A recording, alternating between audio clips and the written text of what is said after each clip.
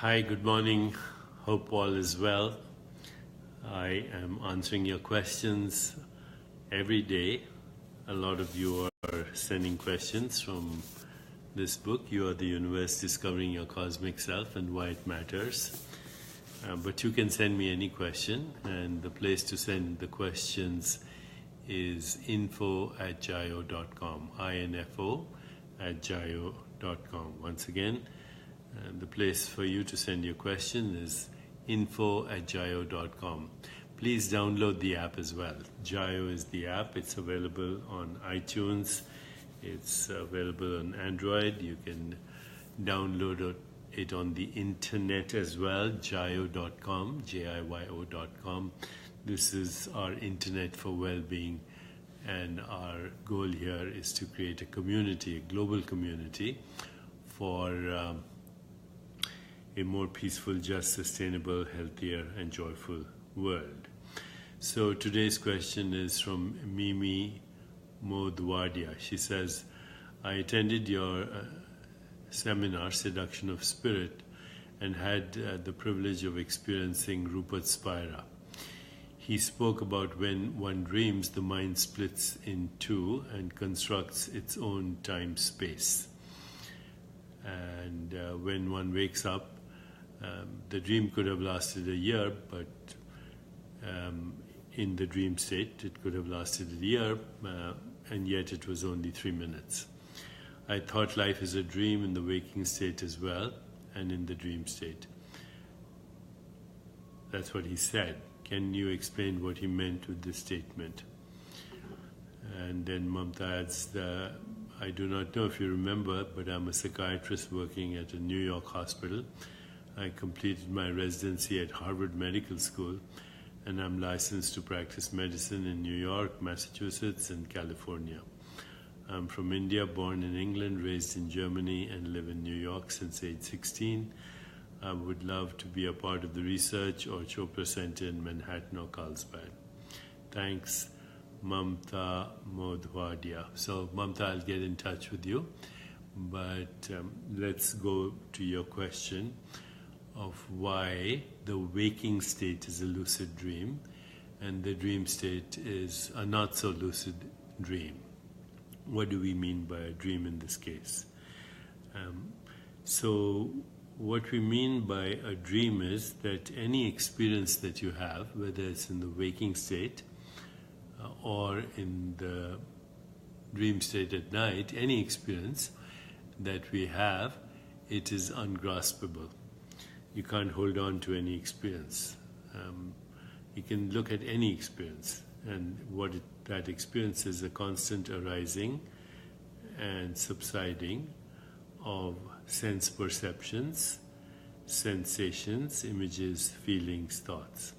The experience you're having right now, you're having a perceptual experience. You're hearing the sound of my voice, and you're seeing the image that you refer to as Deepak Chopra on your screen. But that experience is ungraspable. The beginning of my talk is over, and even the first part of my sentence is over by the time you hear the last part of the sentence. So no experience is graspable. By tonight, everything that you experience today will be a dream, because it won't exist. So the past is ungraspable, the future is ungraspable, and even the present can't be held on to, because all experience occurs in an eternal now. And it is just the bubbling up and appearance and then bubbling down and disappearance of sense perceptions, sensations, images, feelings, thoughts, which in turn are modifications of awareness. So sound is a form of knowing. So is an image a form of knowing. So is any form or phenomenon. It is a knowing in awareness. It's an activity of awareness modifying itself as that knowing, whether that knowing is perception, sensation, image, feeling, or thought. It's bubbling up and then bubbling back, bubbling up and bubbling back. So anything that is ungraspable could be called a dream. It's immediately in the realm of impermanence, and that's why it's called a dream. Now, what gives it continuity is the presence of awareness.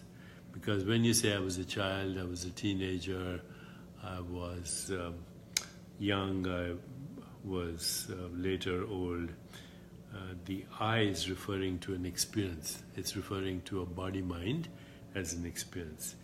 Your body, your mind, and the physical world, or that which we call the physical world, your body, your mind, and that which we call the physical world are objects of experience that are arising in the form of modifications of awareness. Awareness is the only constant. So mind, body, and the world are momentary, transient, evanescent experiences in awareness. The only constant is I, or awareness. So we can say awareness is the timeless factor in every time-bound experience. Awareness is the witnessing being in every form, in every phenomenon. You are the seer, you are not the scenery. Once again, you are the seer and you are not the scenery. The scenery includes that which you call mind, body, and universe. Okay? The scenery is that which we call mind, body, universe, because they're constantly changing. They're part of the projected dream, but the seer is the same. So what does it mean to wake up? I'll come to that in just 15 seconds.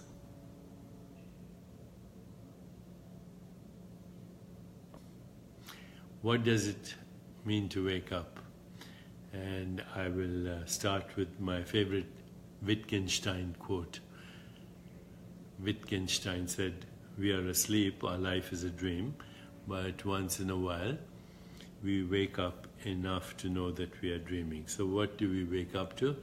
We wake up to the silent witnessing awareness in which mind, body, and the world are evanescent, transient, impermanent arisings and subsidings. That ever-present witnessing awareness is the seer. It's not the scenery. The scenery is changing, it's part of the movie, but you are the seer. So right now as you're listening to me, just be aware of that which is listening, and you'll feel a still presence. When listening, be aware of that which is listening, or when seeing a form or a color, be aware of that which is seeing. When tasting, smelling, sensing, be aware of that which is having that experience. And the more you ground yourself in the seer instead of the scenery, the less you allow the scenery, the evanescent changing scenery, to overshadow the eternal witnessing, non-local, timeless, spaceless, boundless, eternal being in whom the world is passing by, in whom even the experience of the body is passing by, in whom the experience of the mind is passing by. The more you're grounded in the seer, you'll soon realize that the scenery is an activity of the seer. Seeing, seer, and scenery are all one. And then when you wake up to that, you have found the peace that passes understanding. You have found the love that has no boundaries. You have found freedom from the constructs of birth and death that only apply to the changing scenery.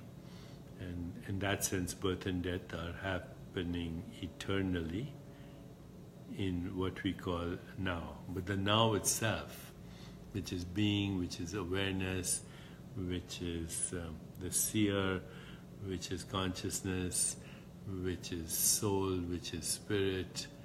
It is eternally at peace, not tarnished and not overshadowed by the changing scenery.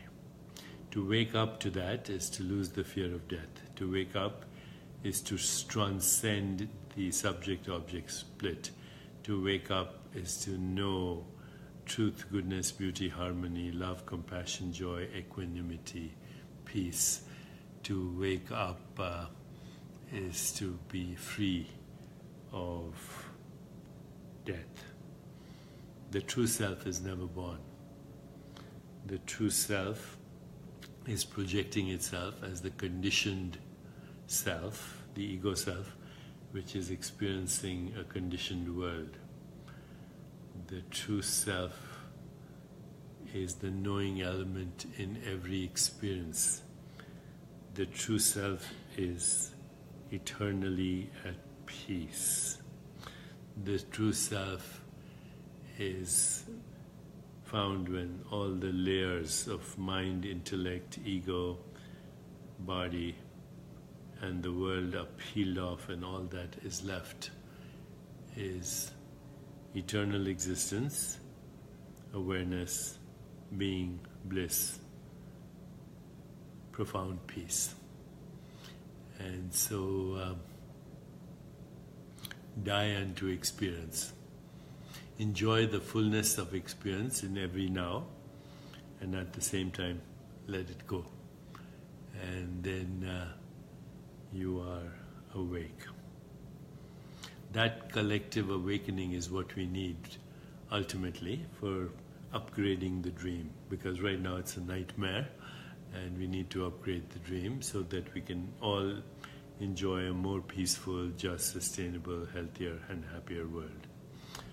And you can start doing that upgrade by turning to the seer within you in the midst of the changing scenery.